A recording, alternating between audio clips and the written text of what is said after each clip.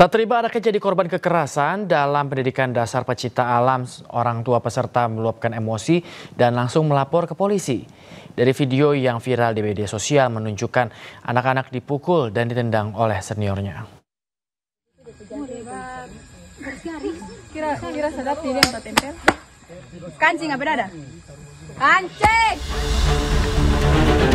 Dunia maya dihebohkan beredarnya video kekerasan kegiatan pendidikan dasar komunitas pencinta alam.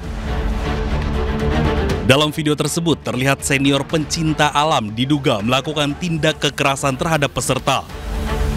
Wajah para peserta ditempeleng hingga ditendang.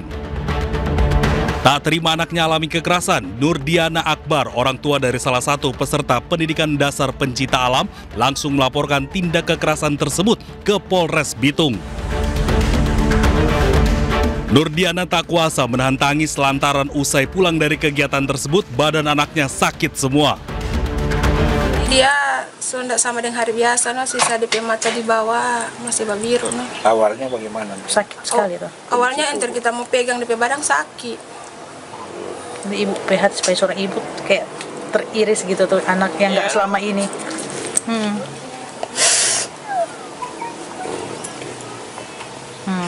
Yang diutamakan adalah korban.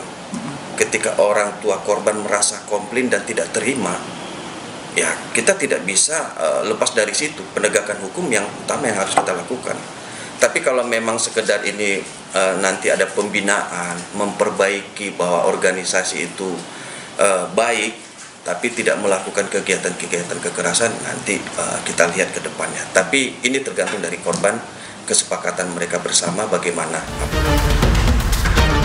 Saat ini laporan tersebut masih dalam proses penyidikan oleh tim unit PPA Polres Bitung. Dari Bitung, Sulawesi Utara, Francine Darungo Ayus melaporkan. Pemirsa, sidang hak angket Bupati Pati Sudewo berakhir ricuh. Adu jotos melibatkan dua kubu hingga memaksa masuk gedung DPRD Pati.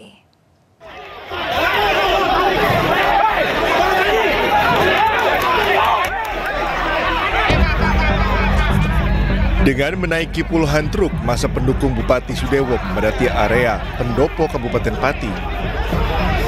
Mereka mendukung Sudewo dalam sidang pansus hak angket dan meminta agar massa dari Aliansi Masyarakat Pati Bersatu atau AMBP tidak semena-mena kepada Sudewo.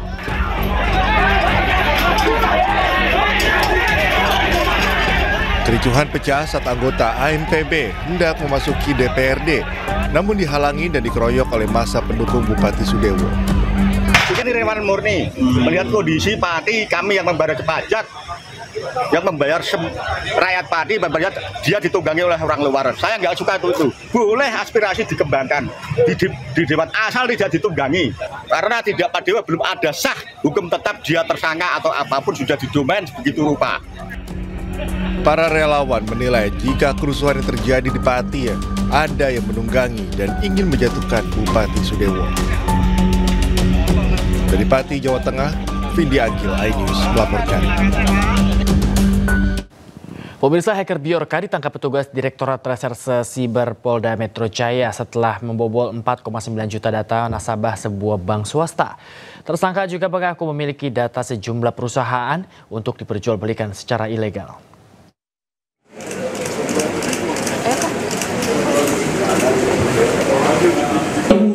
Sampai dengan sekarang itu apakah sama atau tidak? Pria berinisial WFT ini ditangkap petugas Direktorat Reserse Cyber Polda Metro Jaya di Kecamatan Kakas Barat, Minahasa, Sulawesi Utara akhir September lalu.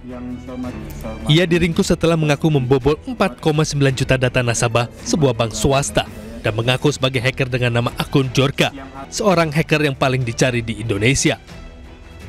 Sebelum ditangkap, tersangka beberapa kali mengganti nama akun, mulai dari Bjorka, Skywave, Sin Hunter, hingga Opposite 6890.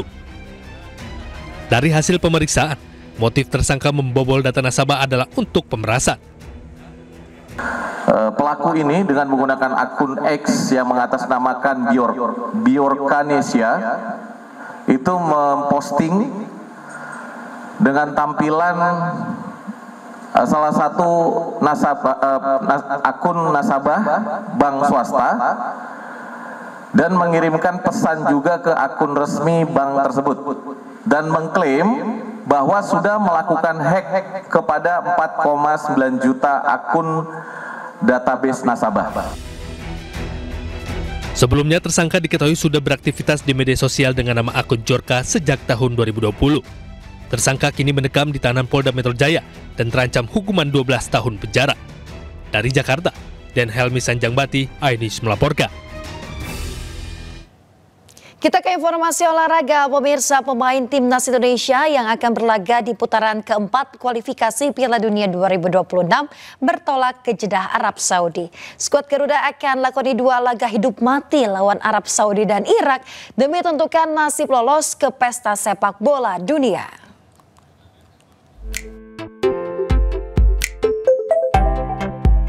Para pemain timnas Indonesia berangkat ke Jeddah, Arab Saudi melalui Bandara Internasional Soekarno-Hatta, Tangerang, Banten pada Kamis siang. Total ada 11 pemain yang berangkat dari Indonesia. 8 diantaranya merupakan pemain yang berlaga di Super League, termasuk kiper Borneo FC Nadeo Argawinata yang dipanggil jelang keberangkatan timnas Indonesia. Berangkat yang dari Super League, berangkat dari Jakarta, dan saya akan dampingi para pemain. Ada 11 pemain yang akan berangkat dari Jakarta. Nadeo juga dari hari ini nanti. Nadeo itu nanti pesawat jam 3, tidak bersama-sama dikarenakan semalam baru kita beritahu kalau Nadeo diberangkatkan. Sementara itu, para pemain yang bermain di luar Indonesia juga langsung menuju Arab Saudi.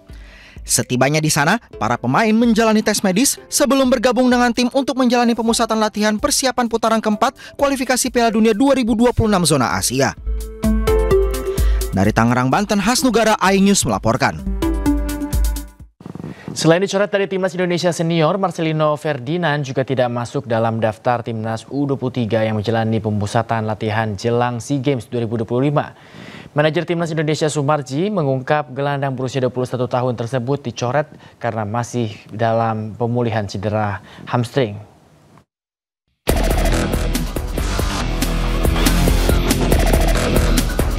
Pamor Marcelino Ferdinand kian melambung saat mencetak 2 gol kemenangan timnas Indonesia atas Arab Saudi dalam kualifikasi Piala Dunia 2026 zona Asia.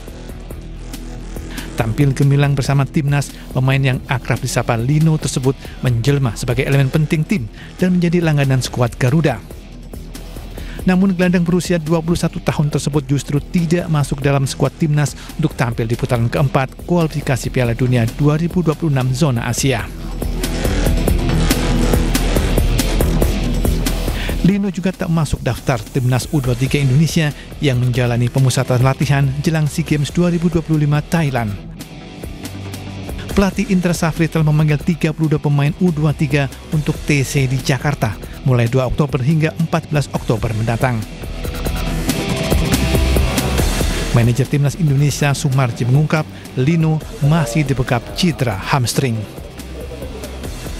Lino kemarin saya ketemu sama dia di terapi, dia masih proses penyembuhan karena hamstring ketika kemarin terakhir lawan Lebanon ya. Kemarin saya tanya sama Lino gimana perkembangan? Masih terasa Pak, kalau dibuat nendang, syuting keras itu masih nyeri. Ya sudah. Musim ini Lino belum pernah tampil di level klub. Di penghujung bursa transfer musim lalu, Lino dipinjamkan Oxford United ke klub anggota Liga Slovakia AS Trenčín. Dari Tangerang, Banten, Nurman Hasnugara, iNews melaporkan.